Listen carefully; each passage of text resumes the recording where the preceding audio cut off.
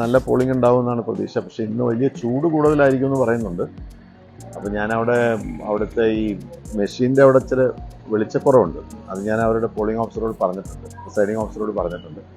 അവിടെ ആളുകൾക്ക് അത് കാണാൻ, ഒരുപക്ഷെ പ്രായ ആളുകൾക്കൊക്കെ അല്ലെങ്കിൽ കണ്ണാടി ഉപയോഗിക്കുന്നവരാണെങ്കിൽ കണ്ണാടി ഇല്ലാതെയൊക്കെ വന്ന് നോക്കിയാൽ ലേശം ഒരു വെളിച്ചക്കുറവിൻ്റെ ഒരു പ്രശ്നമുണ്ട്.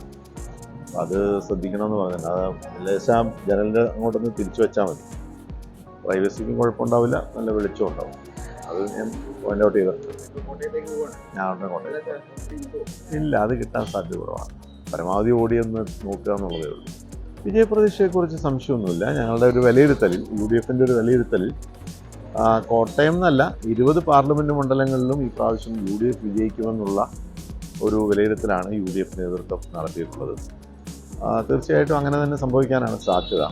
കാരണം പൊതുവിലുള്ള ഒരു രാഷ്ട്രീയ സാഹചര്യം എന്ന് പറയുന്നത് എന്തുകൊണ്ടും UDFന് അനുകൂലമാണ്. പൊതുവെ ജനങ്ങളൊരു വലിയ പ്രതിഷേധവും ഒരു മാറ്റവും ഒക്കെ ആഗ്രഹിക്കുന്നുണ്ട്.